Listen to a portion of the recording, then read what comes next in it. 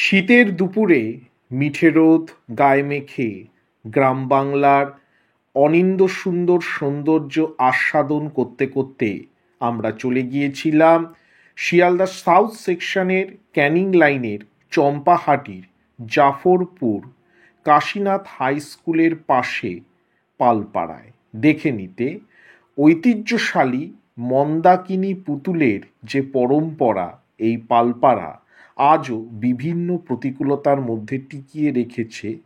সেই ঐতিহ্য বর্তমান সময় এই 2024-এর শেষে কেমন রয়েছে।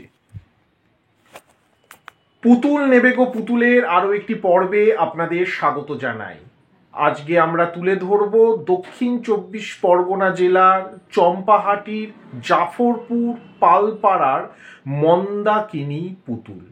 আমরা বিশেষ কৃতজ্ঞতা জ্ঞাপন করব শ্রী আকাশ বিশ্বাস মহাশয়ের প্রতি, কারণ তিনি আমাদের জানিয়েছেন যে কি করে চম্পাহাটি স্টেশন থেকে জাফরপুর পালপাড়া যেতে হয়। এছাড়াও আমরা বিশেষ কৃতজ্ঞতা জ্ঞাপন করব শ্রী সায়ন রায় মহাশয়ের প্রতি, কারণ তিনি একজন বিশিষ্ট গবেষক, দক্ষিণ 24 পরগনা বিষয়ক গবেষক, এবং তিনি প্রথমবারের জন্য আমাদের কাছে মন্দাকিনী পুতুলের যে পুতুলটি রয়েছে তার উপর আলোকপাত করেছিলেন। আশা করি আজকের এই ব্লগটি আপনাদের ভালো লাগবে। আমাদের এই উদ্যোগ যদি ভালো লেগে থাকে তাহলে অবশ্যই লাইক, সাবস্ক্রাইব এবং শেয়ার করে আমাদের মনোবল বৃদ্ধি করুন। নমস্কার, ধন্যবাদ। আমাদের সঙ্গে রয়েছেন বিশিষ্ট লোকসংস্কৃতি গবেষক শ্রী সায়ন রায় মহাশয়। তার থেকে আমরা মন্দাকিনী পুতুল সম্পর্কে জেনে নেব। সায়ন বাবুর কাছে আমার প্রথম প্রশ্ন, এই পুতুলটিকে কেন মন্দাকিনী পুতুল বলা হয়ে থাকে, একটু আলোকপাত করুন।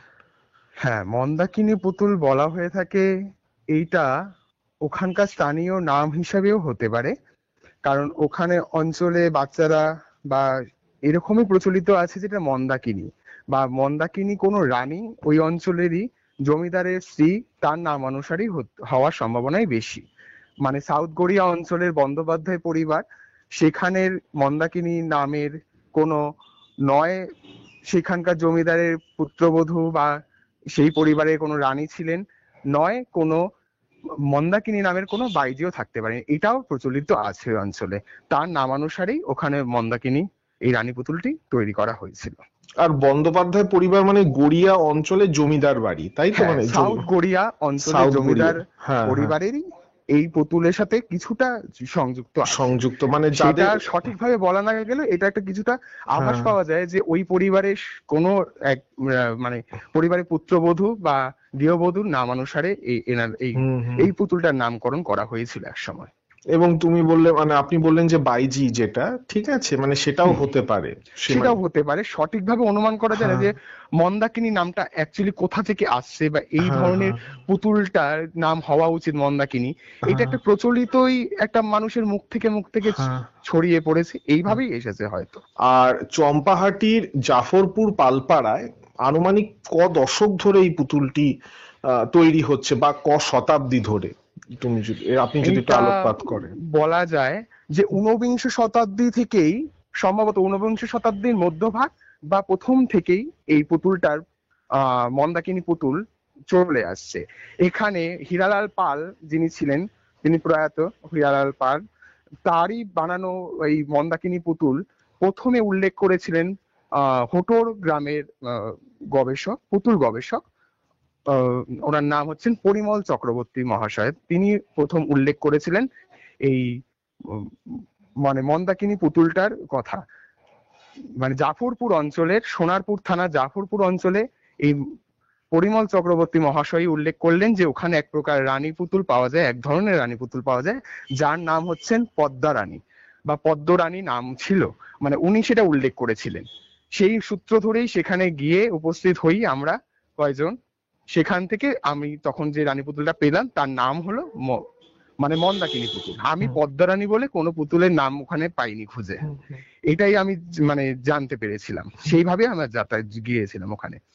আর শায়নবাবু, আপনার আরেকটা যেটা মনে হতে পারে না, যে ওই জাফরপুরে শুধু হীরালাল পাল পরিবার না, কোনো এককালে হয়তো গোটা পালপাড়াটাই এই পুতুল বানাতো, বা আশেপাশে যদি কোনো পালপাড়া থেকে থাকে বা কুমোরপাড়া থেকে থাকে তারা এই পুতুলটা বানাতো। এখন সেটা ক্ষয়িষ্ণু ধারা হতে হতে সেটা হীরালাল পালের পরিবারের মধ্যে এসে মানে শেষ, মানে হ্যাঁ, শিবরাত্রির সলতের মতো।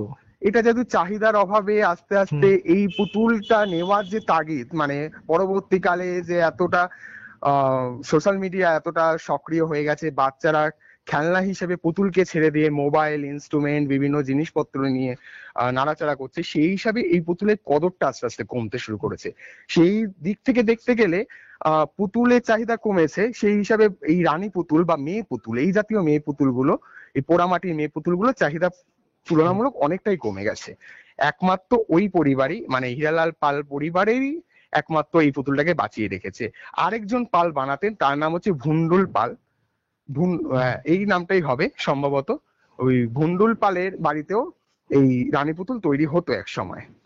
একই ধরনেরই রানী পুতুল, তারা কি নামে ব্যবহার করেছে জানি না, ওরাও এই রানী পুতুল বানাতো, কিন্তু ওই ছাঁচ পরবর্তীকালে ভেঙে ফেলেছে, আর ওরা পরিবারে শরিকি হিসাবে আলাদা আলাদা হয়ে গেছে, দুটো পরিবারে দুটো ছেলে, সেই হিসাবে এই পুতুলের সংস্কৃতি তারা বাঁচিয়ে রাখতে পারেনি।